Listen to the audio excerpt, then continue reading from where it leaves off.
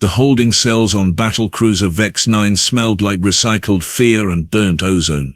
I had been standing guard for 3 cycles now, watching the human male sit cross-legged on the floor like he was meditating in some peaceful garden instead of waiting for his execution. His name was Marcus Webb. At least that is what our intelligence said. The man who had single-handedly destroyed our forward operating base on Kelvin 7, killed 200 of our finest soldiers, and somehow managed to steal classified data cores that contained fleet movements for the entire Eastern Quadrant. And he was humming. Actually humming. Does death amuse you, human? I clicked my mandibles together, the Vraxian equivalent of a sneer.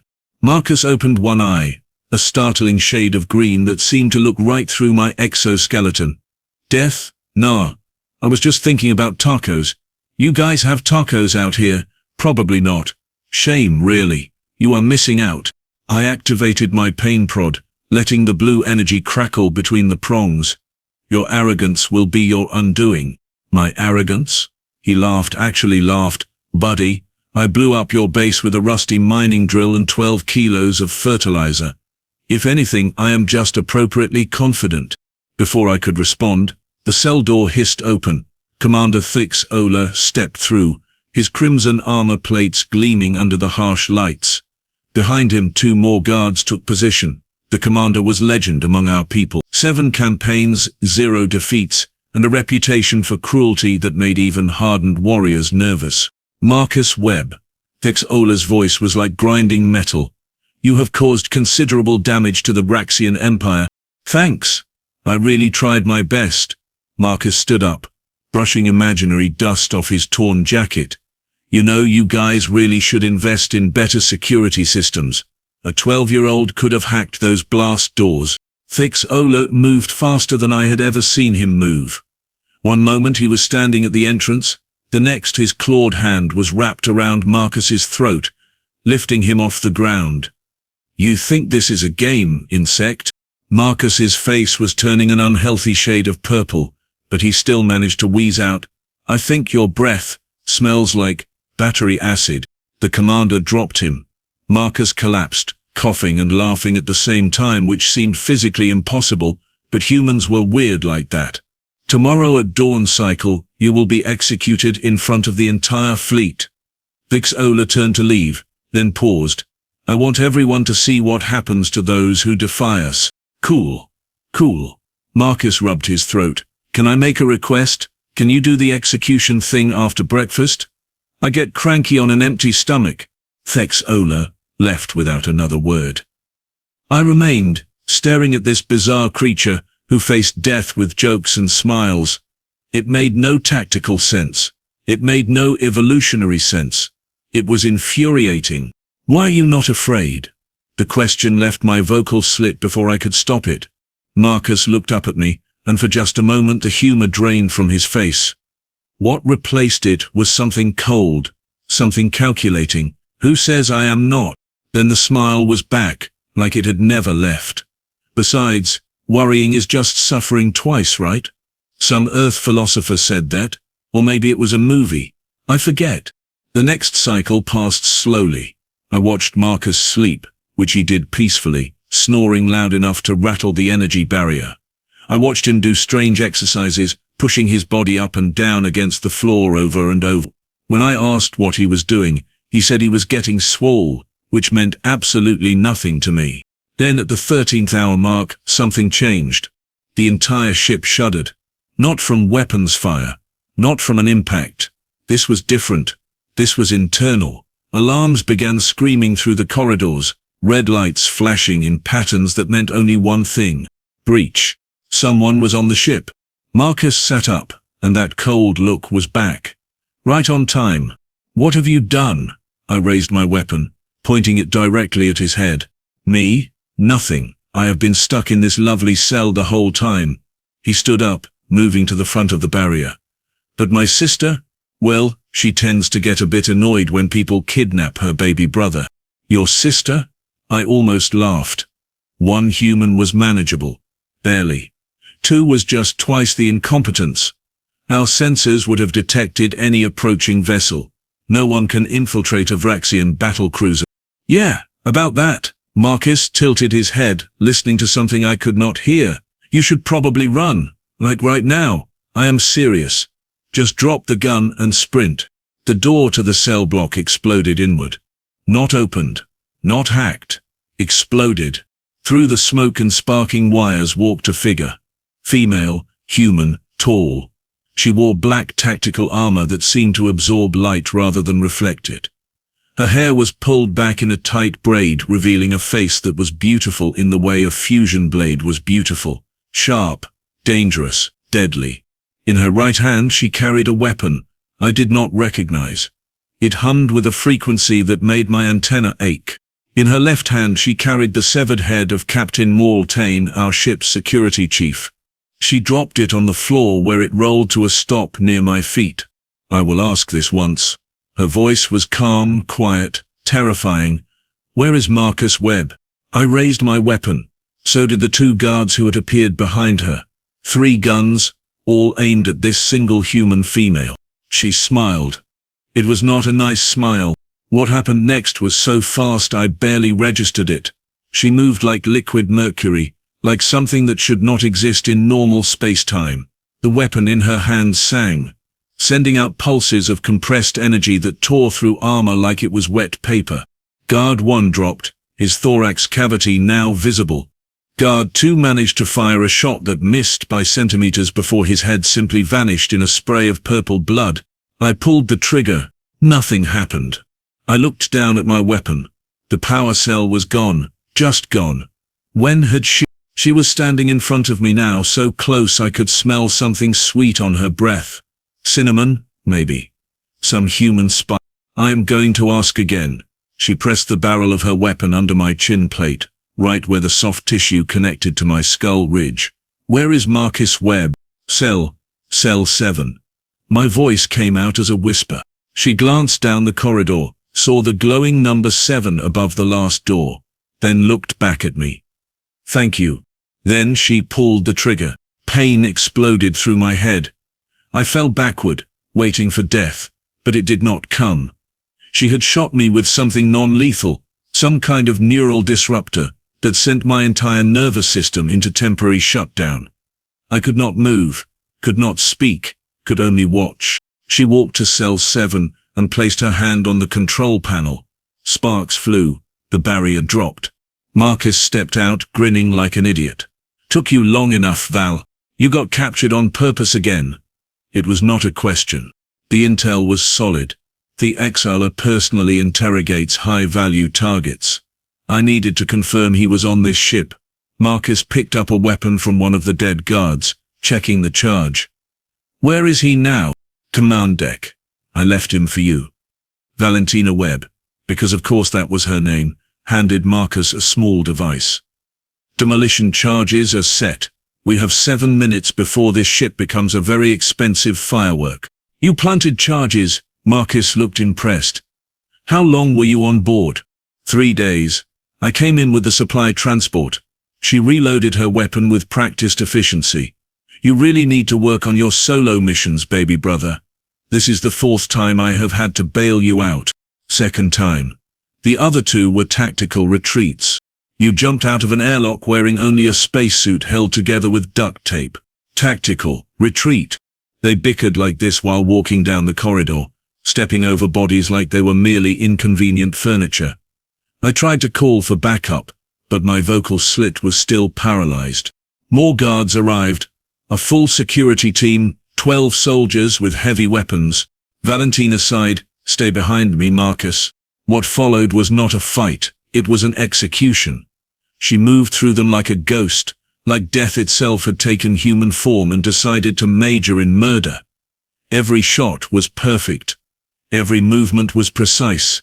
She did not waste a single bullet, a single step, a single breath.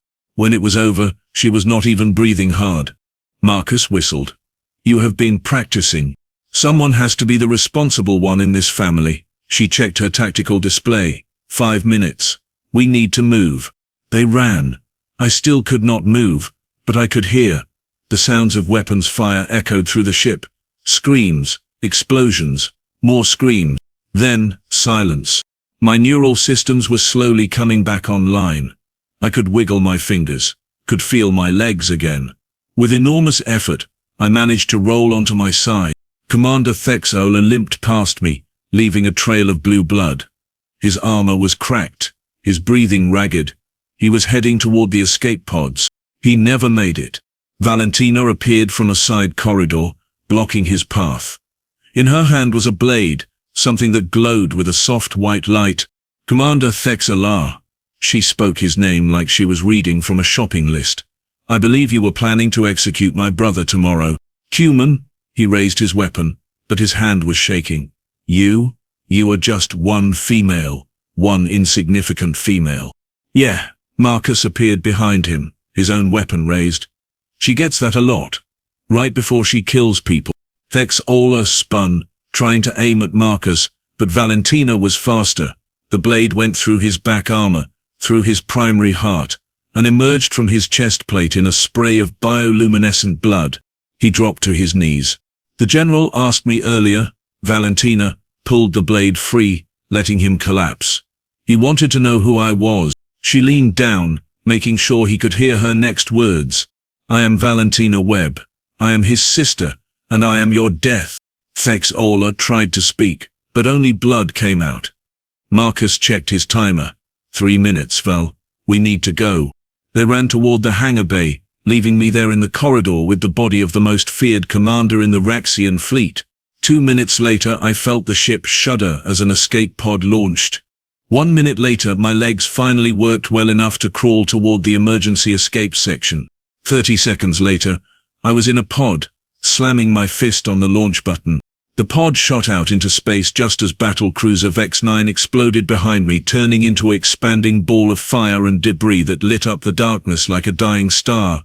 As I floated there waiting for rescue, I thought about the two humans. About Marcus with his jokes and his confidence. About Valentina with her cold efficiency and her terrifying skill. I thought about how we had been so certain of our superiority, so confident in our strength, and I realized something that chilled me more than the vacuum of space ever could.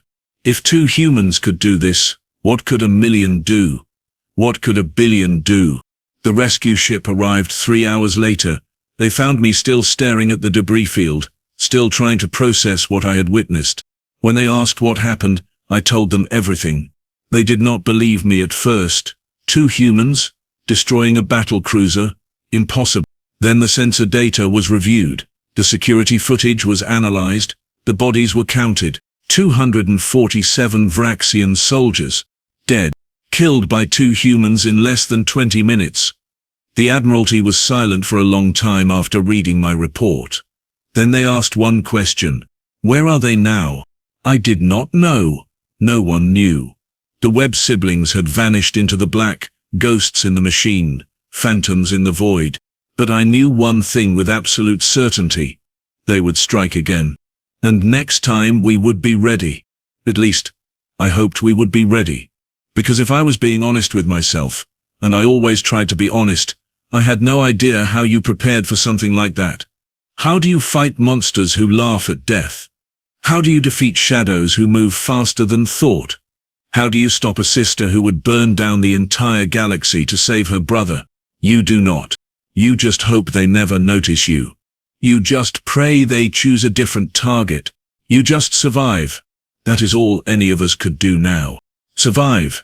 3 weeks after the Vex-9 incident, I was reassigned to a monitoring station on the Outer Rim. They called it a promotion. I called it exile. Nobody wanted the soldier who survived Valentina Webb nearby.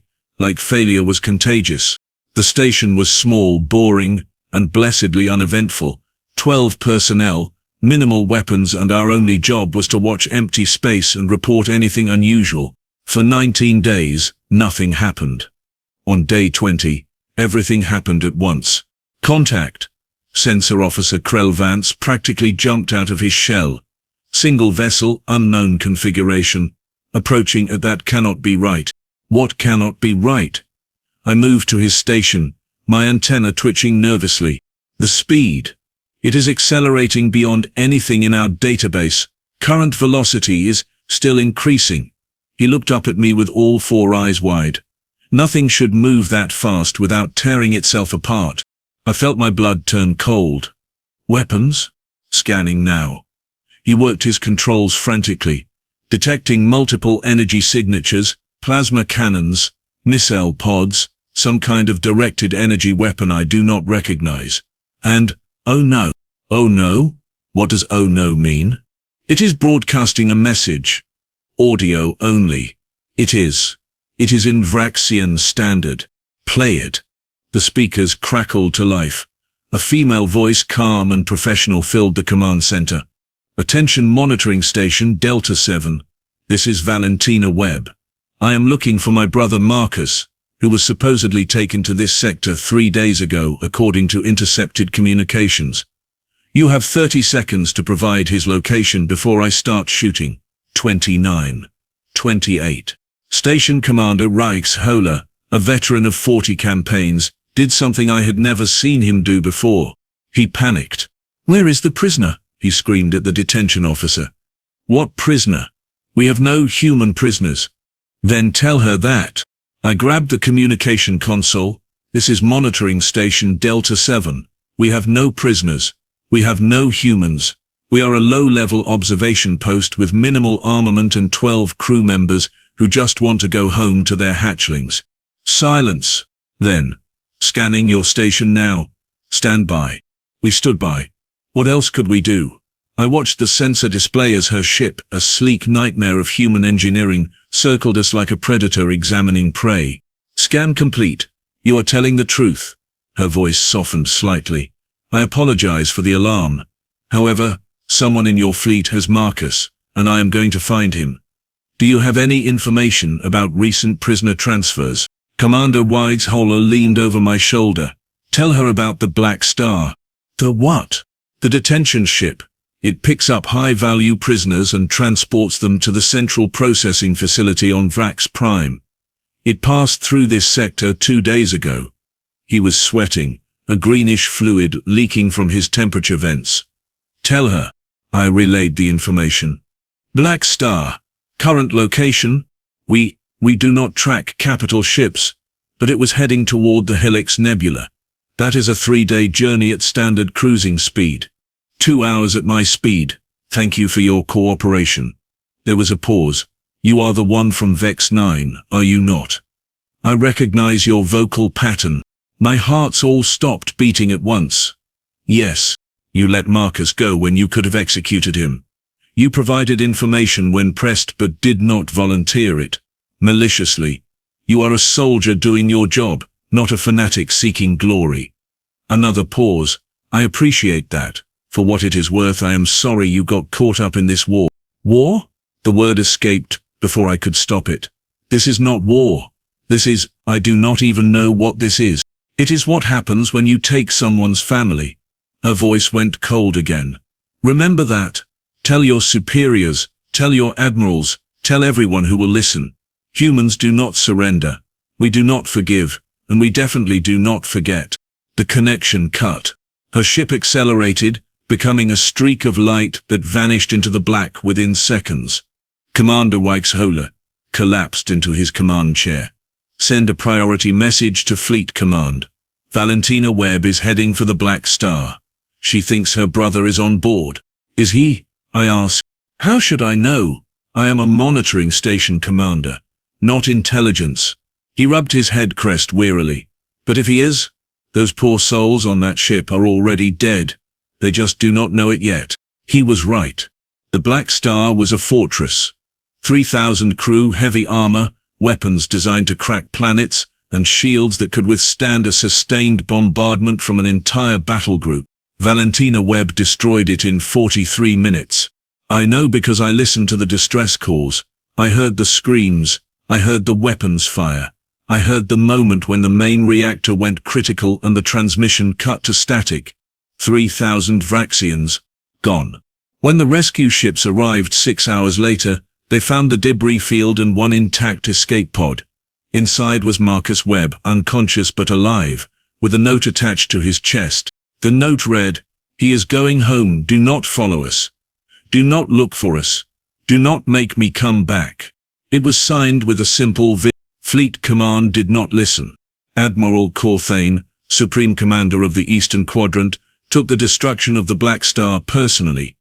He assembled a task force, 20 ships, 8,000 soldiers, the finest warriors the Vraxian Empire could muster. Their mission was simple: hunt down the Webb siblings and end this embarrassment once and for all. I was ordered to join them as an advisor. Lucky me. The task force departed from Vrax Prime with great ceremony. Speeches were made, anthems were sung. Corthane stood on the bridge of his flagship, the Eternal Vengeance, and declared that the humans would beg for mercy before the week was done. We found their ship 3 days later, floating dead in space near an asteroid field. No power signatures, no life signs, no movement. It is a trap. I said it loud enough for everyone to hear. Admiral, this is obviously a trap. Of course it is a trap. Corthane's mandibles clicked with amusement. They are trying to lure us in, but we are not fools. We will not board their vessel. We will simply destroy it from range and be done with this nonsense. He gave the order. Every ship in the task force opened fire simultaneously. The human ship exploded beautifully, a flower of flame that briefly lit up the darkness. Scan for debris. I want confirmation of bodies. The Admiral sounded satisfied. The sensors swept the wreckage. No bodies, no biological matter, nothing. Admiral. The sensor officer's voice was shaking. That ship was empty. There was nothing inside except fuel and a transmitter. A transmitter? Broadcasting what? Our exact location. It has been broadcasting for the past 6 minutes, sir, to coordinates deeper in the asteroid field. I felt my stomach's drop. Admiral, we need to leave, right now. Nonsense. There is nothing in those asteroids except rocks and ice. Our sensors would detect any. That was when the asteroid started moving. Not moving. Exploding. Each one detonated in sequence, creating a chain reaction that sent massive chunks of rock hurtling toward the fleet at impossible velocities. But these were not random fragments. These had been carved, shaped, turned into kinetic missiles. The first one hit the Eternal Vengeance amidships, punching through the shields like they were not even there. Alarms screamed. The ship lurched sideways. Evasive maneuvers. All ships, evasive maneuvers. Too late. The asteroid fragments, dozens of them, hundreds of them, slammed into the task force. Ships tried to dodge, but there was nowhere to go. The entire asteroid field had been weaponized, turned into a massive trap that we had flown directly into. Through my viewport, I watched the destroyer Swift Retribution break in half. I watched the cruiser Dark Star cartwheel end over end, spewing atmosphere and bodies. I watched ship after ship die. Then I saw them. 2 figures in spacesuits using maneuvering thrusters to navigate through the chaos. They moved between the ships, attaching something to each hull they passed. Charges? Demolition charges. They are here. They are on the ships. I was screaming into the communication system, but nobody was listening. Everyone was too busy dying. Marcus Webb landed on our hull. I watched through the external cameras as he waved at the lens, then attached his package right next to the main power coupling. Valentina appeared next to him. She gave a thumbs-up gesture. Then they jumped, firing their thrusters, moving to the next ship. We need to abandon ship. I grabbed Admiral Corthane by his command harness. Admiral, we need to evacuate right now. He stared at me with blank eyes. He was in shock, his mind unable to process what was happening. I made the decision for him. All hands. Abandon ship. This is not a drill. Get to the escape pods immediately. Half the crew was already dead from the asteroid impacts. The other half ran for their lives. I dragged the Admiral to the nearest pod, threw him inside, and hit the launch button, just as Marcus's charge detonated. The Eternal Vengeance came apart like a toy. My pod tumbled through space, alarms screaming, as I watched the pride of the Vraxian fleet turn into scrap metal and corpses. When the charges stopped exploding, when the asteroid bombardment finally ended, I counted the survivors. 47 escape pods out of 20 ships. Maybe 200 soldiers out of 8,000. The rest were gone. And floating in the middle of the debris field, calm as could be, was a small human shuttle. It approached my pod slowly, deliberately. A voice crackled over the emergency channel. "Mail, Marcus. Attention surviving Vraxian forces. My sister wants me to apologize. She gets a bit excessive when she is worried.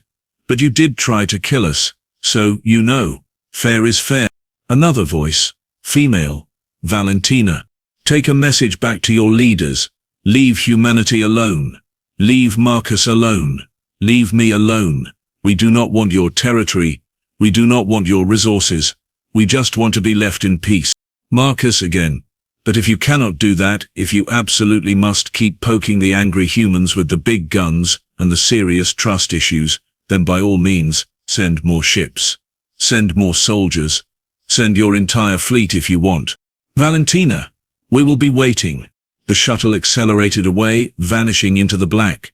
I floated there for 8 hours before the rescue ship arrived. 8 hours to think about everything I had seen, everything I had survived, everything I had lost. When they pulled me out of the pod, the first thing they asked was if I had seen what happened to the task force. I laughed. I could not help it.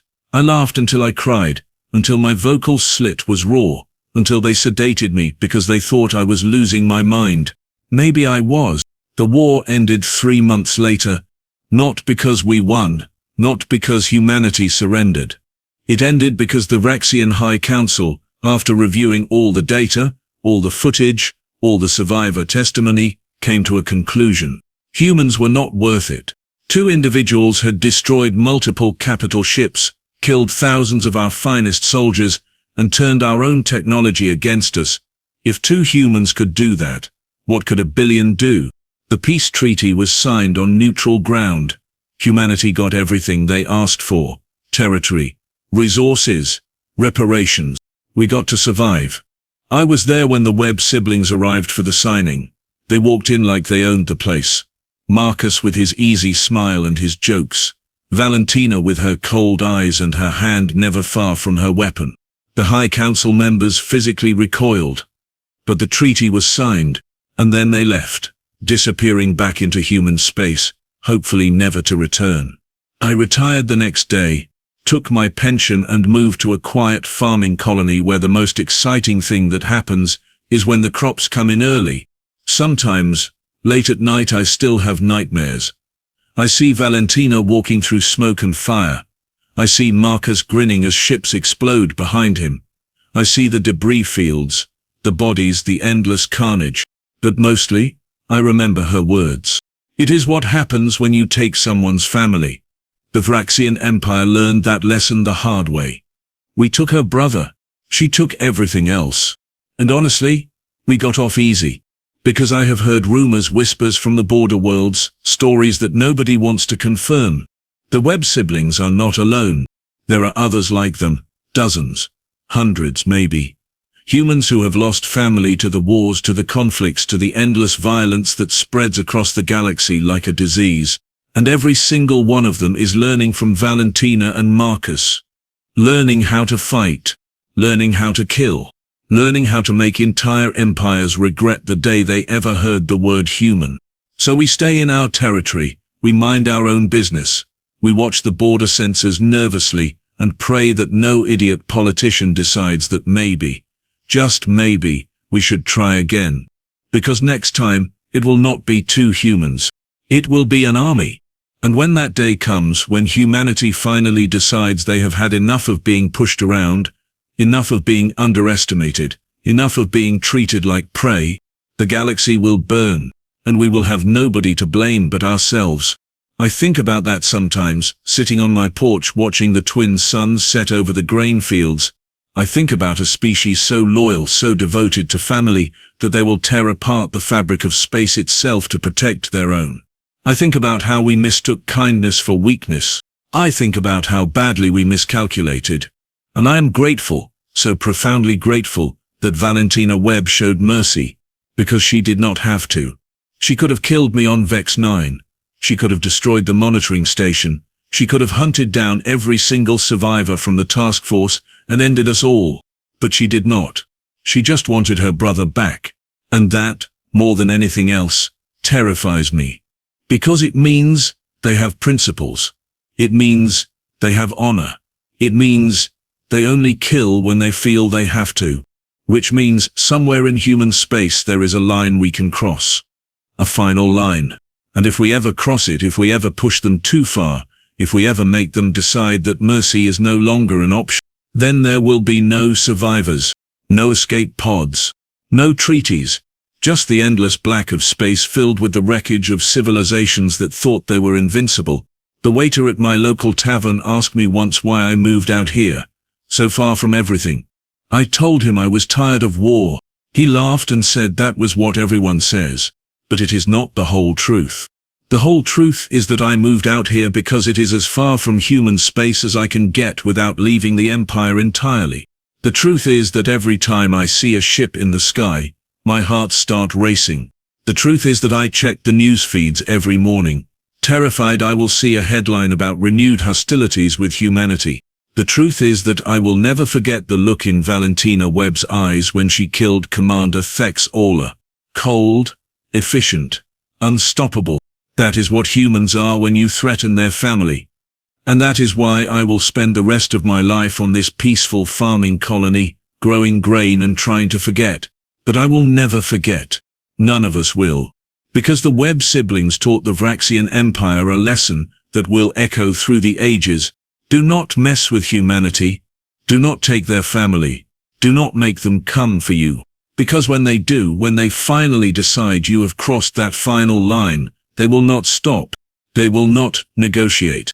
They will not show mercy. They will simply end you, and then they will go home, hug their loved ones, and sleep peacefully, while your empire burns behind them. That is humanity. That is what we unleashed when we started this war. And that is why we will never ever make that mistake again. I finish my evening meal and head inside as the last sun dips below the horizon. Tomorrow I will wake up, tend my fields, and live another quiet day. And I will be grateful for it. Because I survived Valentina Webb. Not many can say that. And I have no intention of testing my luck a second time.